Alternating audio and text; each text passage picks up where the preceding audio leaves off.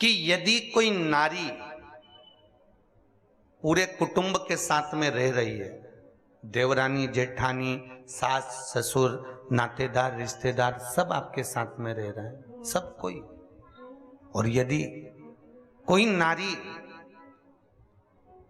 एक परिवार में सबने जो भोजन करा है, बर्तन जो एकत्रित हुए हैं, उसको भी अगर वो परिवार की सेवा में भी तत्परता में उसको साफ कर रही है, तो कितना सुंदर लिखा है भविष्य पुराण में कि अगला उस नारी का जब जन्म होता है तो वो सारे दरिद्र से दूर हो जाती है।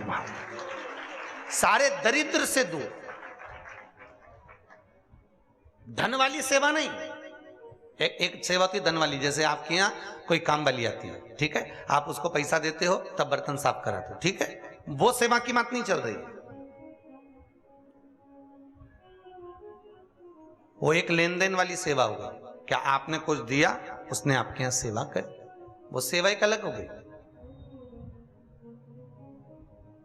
जब घर में सास भी है, बहुएं भी हैं, देवरानी जेठानी सब है, और उसमें जो आप सेवा करें महाराज, उसका भी पुण्य हमारे यहां भविष्य पुराण में लिखा है कि उसका भी फल है।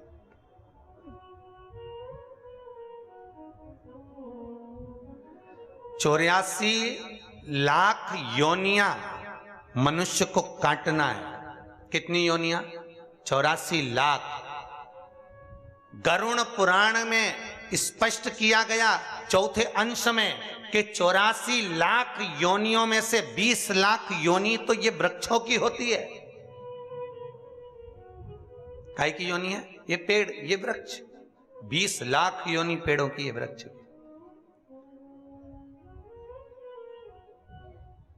ये तुम जो मनुष्य देह में अपन सब बैठे हैं, तो ये मत सोचना कि तुम्हारी योनि नहीं थी, पहले तुम भी पेड़ बन के पैदा हुआ। 84 लाख योनि में 20 लाख योनि वृक्ष की है। कांटेदार पौधे बने, आम का पेड़ बने, लोगों ने पत्तियां तोड़ी तो रोए, बिलखे, फल लगे, पत्थर मारे लोगों ने, और पत्थर मार मार के झड़ाया। वो वृक्ष की योनि में, पानी में, बरसात में, धूप में खड़े रहे, बिलखते रहे, नैनों से आंसू बहते रहे, जड़ की तरह स्थिर होकर खड़े हुए हैं। पौधा बन गए, फूल लग गए, फूलों को रोज कोई ना कोई नोच के ले गया। कितना कष्ट हुआ है, कितना दर्द हुआ है। 84 लाख योनियों में से 20 लाख योनि वृक्ष और पौधे की है।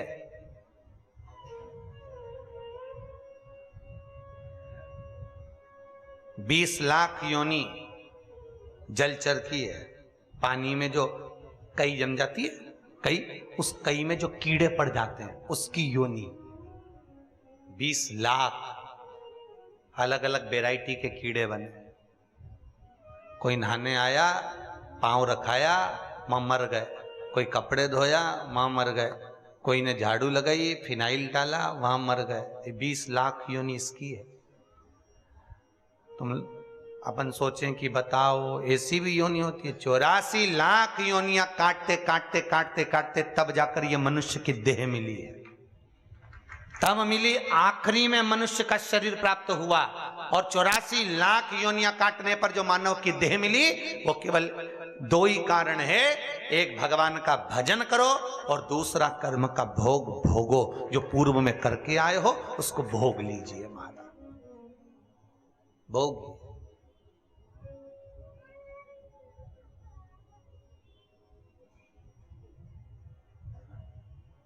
कितने लड़के देखे तुम्हारे लिए?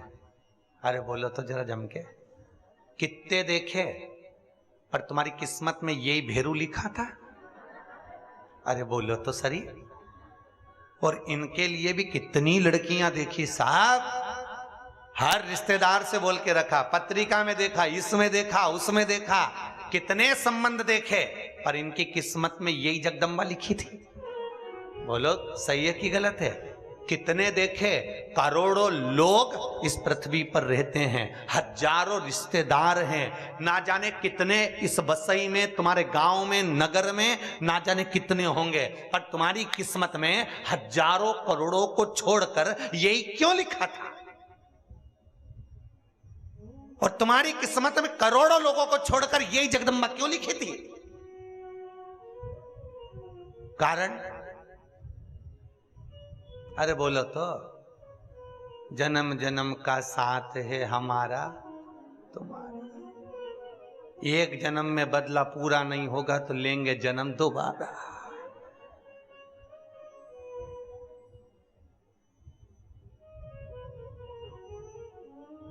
ये जो अपशब्द कहते हैं, ताने देते हैं, कई पति आपको कुछ कह देता है, कहीं पत्नी आपको कुछ कह देती है, ताने देते हैं, उसका केवल एक कारण है कि जो पूर्व में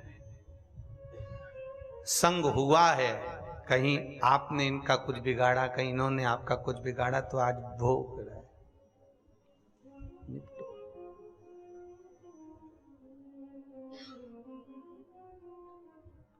महाराज जब भी बोलती है ऐसा बोलती है कि मेरे दिल को कछोट जाता है। मन तो इतना करता है कि मैं मर जाऊं। मैंने कहा भैया मर जाएगा, दूसरी बार फिर पैदा होके सिखाएगा, इससे अच्छा भोग ले, भोग ले। कई कई माताएं कहती है इतना आड़ा टेढ़ा बोलते, गुरुजी मेरा तो मन करे मेरे को रहना ही नहीं इनके साथ। मैंने कहा जी जी रहना तो पड़ेगा, भले तू मर भी जाएगी, अगला जन्म लेगी, फिर भोगना पड़ेगा, फिर यही भेरू मिलेगा, इसलिए अब की बार अच्छे से भोग ले।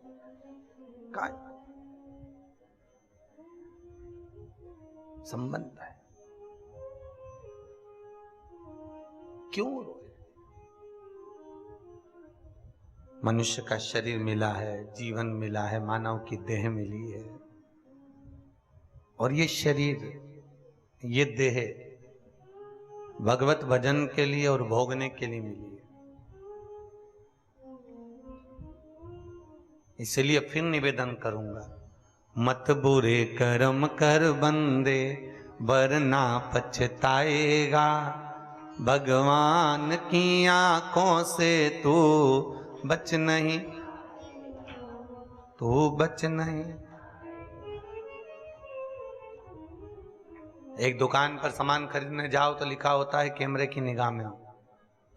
भगवान कहते हैं मैंने जब तुझे मां के गर्भ में भेजा था, उस दिन से लेकर तू मरेगा तब तक मेरी निगाह में रहेगा, तब तक तू मेरी निगाह में। कितना भजन कर रहा है, कितना स्मरण कर रहा है, कितना कीर्तन कर रहा है, कितनी श्वासें तूने भजन में लगाई है और कितनी श्वासें तूने भोग और विलास में लगाई है, ये उसको ज्ञात है।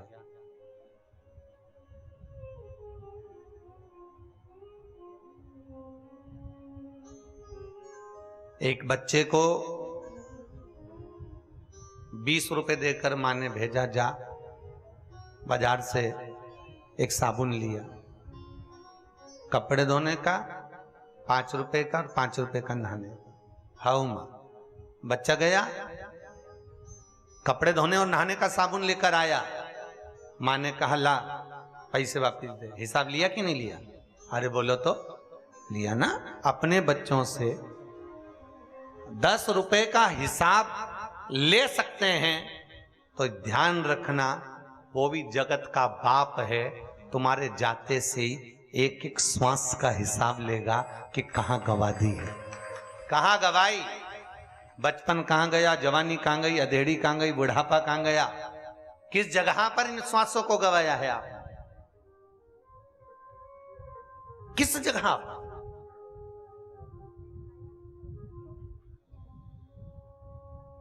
21,600 श्वास जो निकल रही है इस शरीर से प्रतिदिन, एक एक श्वास का हिसाब लेगा। खैर आपका तो कुछ नहीं बिगड़ना है, क्योंकि आप तो कह दोगे कि हमारे यहाँ कथा हुई थी, तुमने कथा सुनी तो तुम तो बच गई, पर दिक्कत तो उसकी है नहीं, तेरा क्या होगा रे कालिया, दिक्कत तो वहां पड़ी है, तुम्हारा तो ठीक है जो हुआ।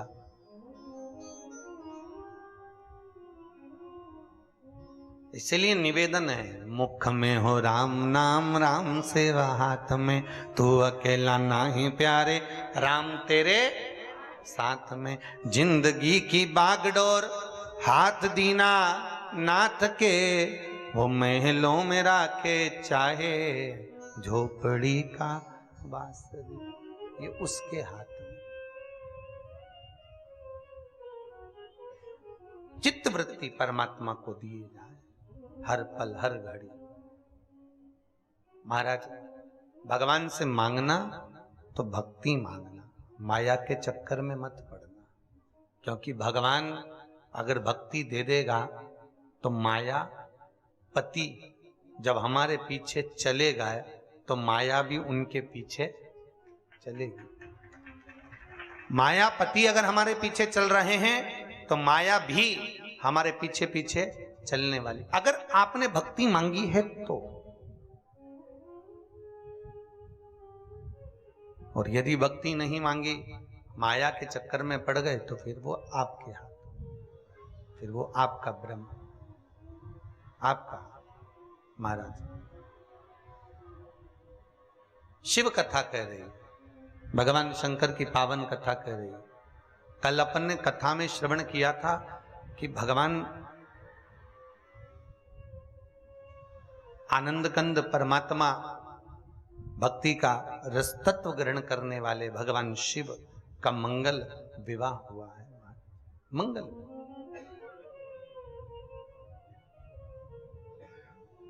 और मंगल विवाह की ओर जब अग्रण्य हुए, माता पार्वती जी का जन्म, मां जगत जननी जगदम्बा माता पार्वती प्रकट हुई है, और माता पार्वती का जो प्रागट्य हुआ है, जन्म हुआ है, हिमालय राज के घर में, मेनावती के गोद में, उनके गर्भ से हुआ है। कथा के प्रथम में कहा था मेना, धन्या और कला, ये पितरों की 3 बेटियां। बस इन्होंने जिंदगी में एक गलती कर दी। पितृलोक में रहने वाली इन पितरों की बेटियों ने एक गलती करी थी कि सनत कुमार बैठकर तप कर रहे थे, सनकादि ऋषि बैठकर भगवत भजन कर रहे थे, और वहीं से ये मेना, धन्या और कला तीनों निकल कर गई। जब पहले मेना निकल कर गई, उसके लहंगे से सनत कुमार की जंघा में चोट लग गई। फिर धन्या निकल कर गई, उनके लहंगे से चोट लगी। कला निकल कर गई, उनके लहंगे से चोट लगी। बहुत सुंदर बात है महाराज, इस बात को ध्यान में रखिएगा कि यदि आपको आगे बैठने का शौक है तो निवेदन है, पहले जाकर बैठिए। कब बैठिए? प्रथम में। बाद में आओ, पहले बैठो। किसी के चरण में चोट ना लगे, किसी को अपना पांव ना लगे, किसी को अपनी लात ना लगे। क्यों? शिव महापुराण कथा कहती है, श्रीमद् भागवत कथा में भी वर्णन किया वेदव्यास जी ने, कि जब किसी पंडाल के अंदर जितने भी भगत वैष्णव जीव संत जन आनंदमय परमात्मा की कथा का रसतत्व ग्रहण करते हैं, भगवान की कथा को जब कोई श्रवण करने बैठता है तो वो केवल मनुष्य नहीं होता, 33 कोटि देवता उस कथा को सुनने के लिए बैठते हैं और उनके रूप में विराजमान होते हैं। तो हम आए और हमारे चरण किसी को लगे, हमारा पांव किसी को लगे, हमारे कहीं चोट किसी को लगे, तो उसका दुख, उसका कष्ट हमको भोगना पड़ता है, जैसे मेना, धन्या और कला को भोगना पड़ रहा।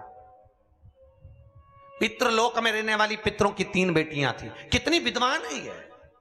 वैसे देखा जाए तो पितरों की 4 बेटियां थी, एक भाई की 3 और एक भाई की 1।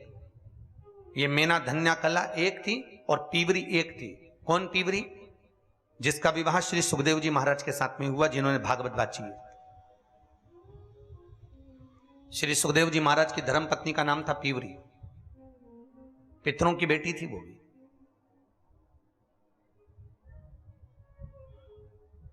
तो मैना निकल कर गई, फिर धन्या निकल कर गई, फिर कला निकल कर गई। उनके चरण की चोट, उनके चरण का प्रहार, उनके लहंगे का, वस्त्र का चोट सनत कुमार की जंघा पर लग गया। इतने में एक चोट तो सहन कर ले व्यक्ति, अगर कोई का एक का पांव लगे तो चल जाए, पर जो निकले ना पांव मारता मारता जाए तो अच्छा लगे क्या? वो श्रेष्ठ कहा? हमारे यहां कितना सुंदर कहा गया, भीष्म गीता में स्पष्ट कहा गया कि 4 तरह का भोजन बेकार होता है। भीष्म गीता में कहते हैं 4 तरह का भोजन बेकार होता है। पहले नंबर का भोजन, जिस भोजन की थाली को कोई लांग कर चले गया, फिर वही चोट लगने वाली बात है। जिस भोजन की थाली को कोई लांग कर चले गया, वो नाली में पड़े हुए कीचड़ के बराबर होता है। दूसरे नंबर का भोजन, जिस भोजन की थाली में ठोकर लग गई, वो भ्रष्टा के बराबर होता है, गंदगी के बराबर। तीसरे नंबर का भोजन, जिस भोजन की थाली में बाल पड़ा हो, वो दरिद्रता प्रदान करता है महाराज। और चौथे नंबर का भोजन, पति और पत्नी अगर एक ही थाली में भोजन कर रहे हैं तो वो मदिरा के तुल्य होता है महाराज। वो मदिरा के तुल्य है अगर पति और पत्नी एक ही थाली में भोजन कर रहे हैं। खैर आप लोग तो चतुर हो वसई वालों, आप लोग तो नहीं करते होगे, पर वो तो शास्त्र में लिखा है इसलिए हम बता रहे हैं। ठीक है,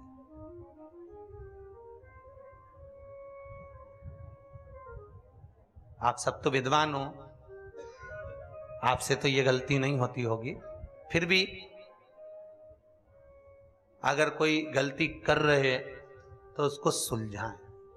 कितना सुंदर लिखा है, अगर पति और पत्नी एक ही थाली में भोजन करें तो वो मदिरा के तुल्य होता है। और भीष्म गीता में कहा गया, पति के जीमने के बाद पत्नी अगर उसी थाली में जीम रही है तो चारों तीर्थों के प्रसाद से बड़ा महाप्रसाद होता है। और भी सुन लो, भीष्म गीता एक और शब्द कहती है, अगर बेटी कुंवारी है, बेटी का विवाह नहीं हुआ, बेटी अगर कुंवारी है और अपने पिता के साथ में बैठकर यदि वो भोजन करती है तो उस बाप की कभी अकाल मौत नहीं होती, क्योंकि बेटी काल का हरण करती है। गौ माता, बेटी और ब्राह्मण, ये 3 काल का हरण करने वाले होते हैं। कौन कौन? जम के बोलिए जरा। गौ माता, बेटी और ब्राह्मण, ये काल का हरण करने वाले। इनको देने से कभी नहीं घबराना। बहन बेटी आए तो उसको तुरंत कुछ ना कुछ दे दो, उसको देने से घबराना नहीं।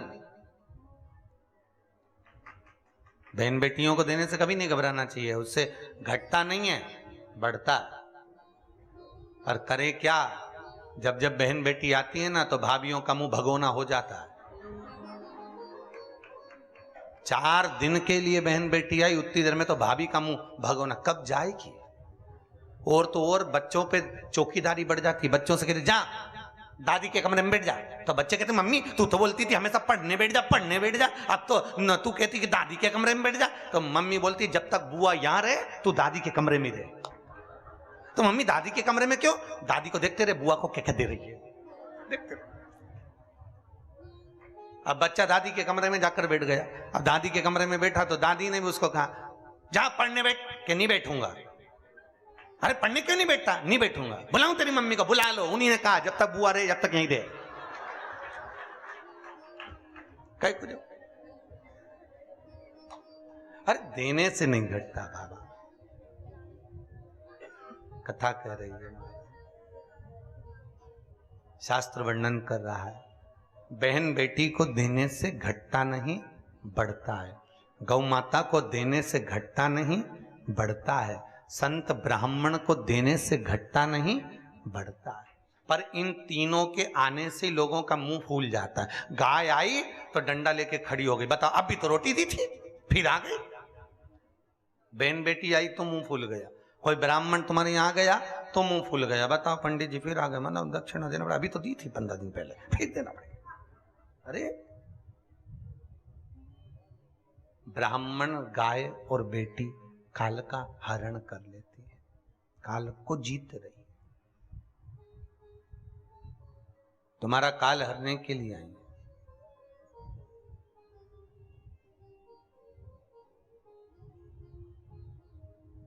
तो निवेदन है, अगर बेटी पिता के साथ में भोजन कर रही है तो उस बाप की अकाल मौत नहीं होती, काल को हरती है। और माताओं से निवेदन है आपका नियम है कि आप अपने पति के साथ ही भोजन करती हो, तो हम आपका नियम नहीं तोड़ेंगे, क्योंकि आप शादी से नियम लेके बैठी थी। पहली बार जब उसने टेबल पे तुमको गुलाब जामुन खवाई, तुमने उसको खवाई, उसी दिन से भ्रष्ट बाड़ा जो चालू हुआ था। तो हमारा तो केवल इतना सा निवेदन है, कथा के माध्यम से अगर थोड़ा सा सुधरना है तो सुधर जाओ, नहीं सुधरो तो सिधर जाओ, पर सुधरो, थोड़ा सा सुधरो। तुम्हारा एक साथ भोजन करने का नियम है, खूब प्रेम से करो, पर निवेदन इतना सा है, थाली 2 लगाओ। कितनी लगाओ? 2। एक आपकी, एक उनकी, दोनों बैठ के पाओ, पर एक थाली में दोनों मत पाओ। एक थाली में दोनों नहीं, वो मदिरा के तुल्य होता है। हमने कहा जगदम्बा, शास्त्र उठाकर पढ़ ले, भीष्म गीता में लिखा हुआ है, पति पत्नी जब एक थाली में भोजन करते हैं तो उनमें प्रेम नहीं बढ़ता, पति के दिमाग में क्रोध बढ़ता है। भीष्म गीता में लिखा है। 4 दिन अगर पति पत्नी एक थाली में भोजन कर रहे हैं तो 5वें दिन या तो पत्नी का मुंह फूला दिखेगा या पति का मुंह फूला दिखेगा। हर 8 दिन के अंदर 2 दिन फूली भाई और फूला भाई मिलेगा।